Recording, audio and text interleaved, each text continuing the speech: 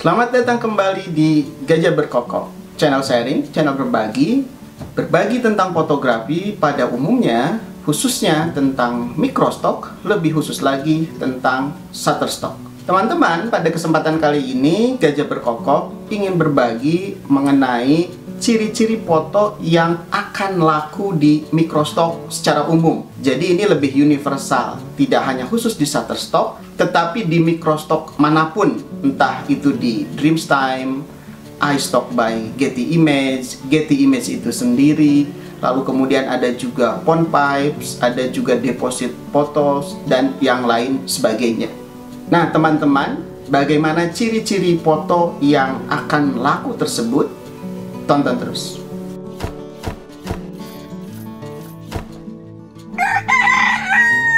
Teman-teman, seperti kita ketahui, foto-foto di galeri kita itu tidak semuanya laku. Bahkan lebih banyaknya biasanya adalah yang tidak lakunya. Yang laku itu sendiri juga bisa kita lihat ada beberapa klasifikasi. Ada yang laku 1-2 lalu kemudian susah laku lagi. Ada juga yang laku terus-menerus, hampir setiap minggu foto tersebut bisa di-download. Dan bahkan ada yang lakunya luar biasa, sangat laris. Bisa setiap hari foto tersebut laku. Nah, lalu kemudian pertanyaannya, apa bedanya foto-foto yang tidak laku dengan foto yang laku itu tadi? Terutama kalau kita kerucutkan, seperti apa sih sebetulnya ciri-ciri dari foto yang laku dan bahkan laku keras di microstock tersebut. Nah teman-teman, berdasarkan pengalaman dan Gajah Berkokok mencoba menganalisa foto-foto Gajah Berkokok yang laku dan yang tidak laku, setidaknya ada 7 hal yang bisa kita jadikan patokan untuk memperkirakan satu foto ini akan laku atau tidak di microstock. Caranya adalah kita mencoba menjadi kurator terhadap foto kita sendiri dengan mempertanyakan 7 hal tersebut. Apakah 7 hal ini? Mari kita bahas satu persatu. Yang pertama, bisakah kita mengidentifikasi objek utama di dalam foto tersebut? Jadi teman-teman, foto yang baik adalah foto yang jelas apa objek utamanya. Apakah itu sebuah gedung, apakah itu orang, apakah itu makanan, apakah itu binatang, atau apapun yang menjadi objek utama. Bisa juga benda-benda gitu ya. Bisa bendera, bisa buku, bisa koin, bisa apa saja. Tetapi intinya adalah ketika kita melihat foto tersebut, jelas apa objek utamanya. Nah teman-teman, ketika kita melihat foto lalu kemudian tidak jelas apa objek utamanya, kita sendiri akan menjadi bingung sebetulnya. Foto ini bercerita tentang apa? Foto ini akan menunjukkan apa? Jadi teman-teman, ketika teman-teman mempunyai foto, lalu kemudian teman-teman pertanyakan kepada foto tersebut, apa objek utama foto ini? Kalau dengan cepat teman-teman bisa menjawab, itu sudah satu ciri bahwa foto ini kemungkinan akan mempunyai peluang untuk laku. Nah ini beberapa contohnya teman-teman. Nah teman-teman bisa terlihat dari 2 foto yang ada di layar saat ini. Jadi kita bisa melihat apa bedanya foto yang mempunyai objek utama yang jelas dengan yang tidak cukup jelas gitu ya. Kalau kita perhatikan foto sebelah kiri ini, kita tidak tahu sebetulnya ini foto akan menjelaskan tentang apa. Ada orang memang di sini, tapi ini tidak jelas aktivitasnya apa. Atau apakah akan menjelaskan gedung ini, ada tulisan loket tapi juga relatif tidak cukup bisa menjelaskan dengan mudah apa sebetulnya message atau pesan yang ada di dalam foto ini.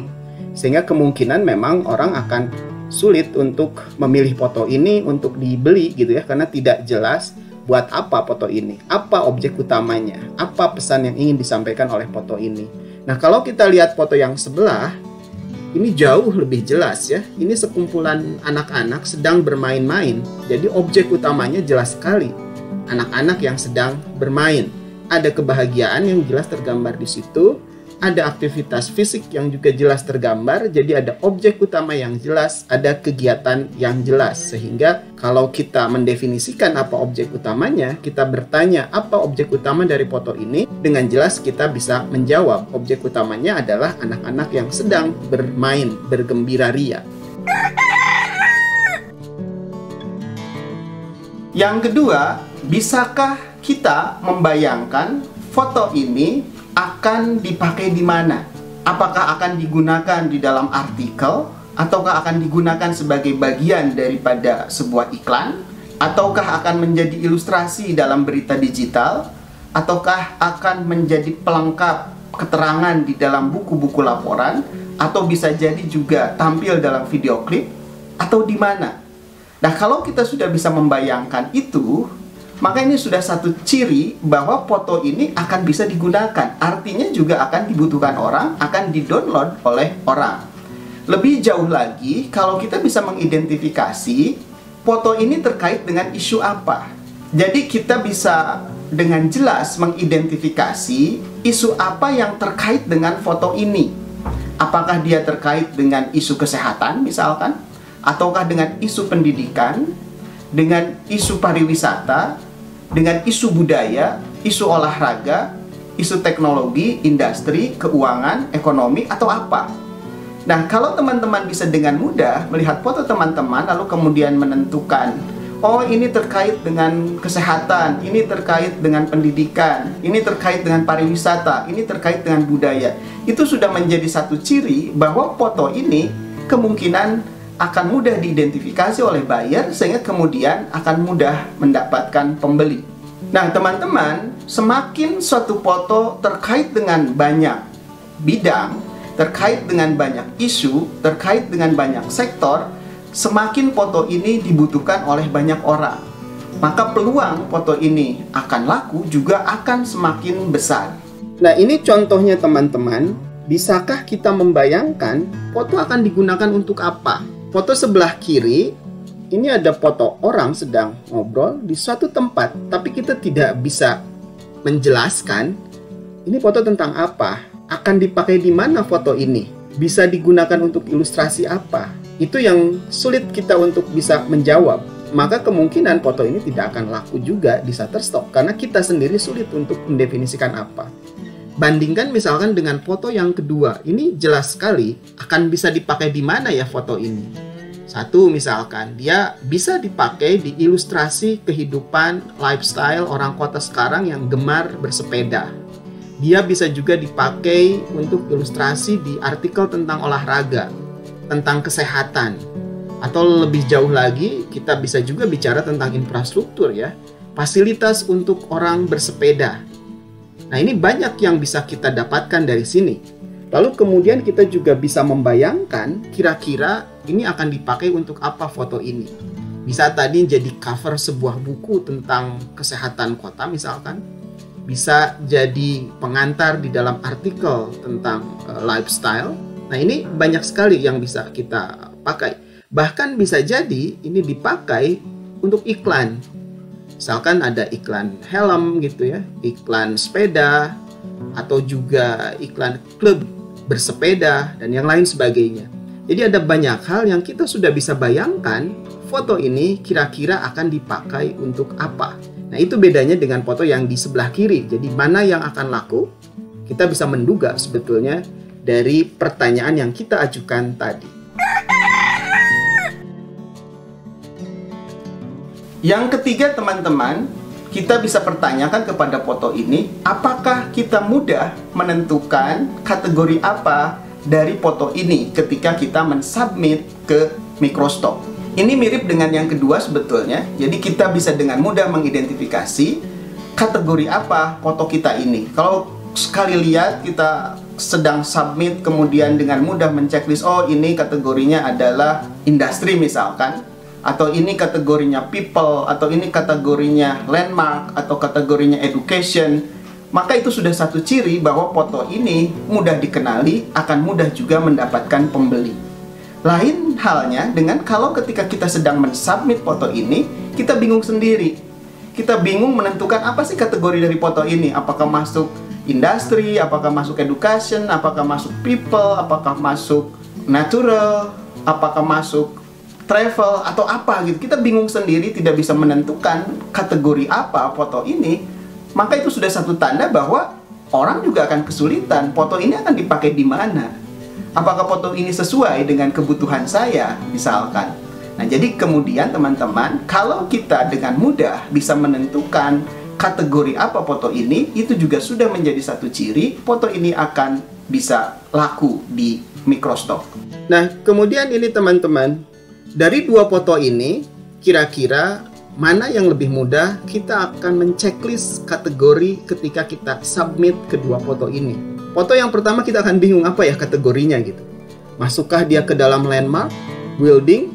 Bisa jadi iya, tapi apa istimewanya? Masukkah dia ke dalam nature, landscape? Mungkin saja. Atau dia masuk ke objek. Objek apa yang istimewa? Nah, ini juga kita sulit untuk menceklis di mana kategori yang tepat untuk foto ini.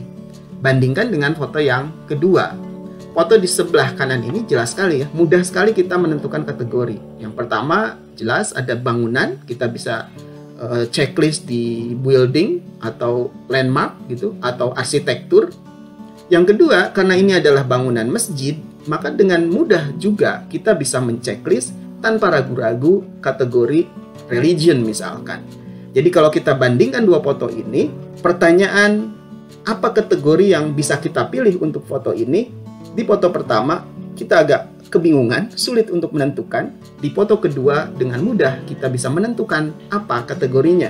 Dan hasilnya kemudian adalah foto yang pertama akan sulit terjual, foto yang kedua punya kemungkinan laku yang lebih besar dibandingkan dengan foto yang pertama.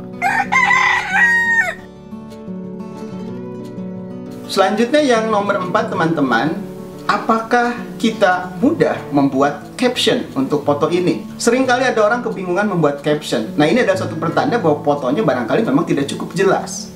Karena kalau fotonya jelas objek utamanya tadi, jelas bidangnya apa, jelas terkait dengan apa, jelas kategorinya apa, maka sebetulnya membuat caption itu tidak akan kesulitan.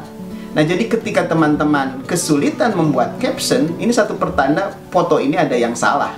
Kita kesulitan untuk mengidentifikasi apa sebetulnya isi di dalam foto ini, apa cerita foto ini, apa yang harus diungkapkan dari foto ini.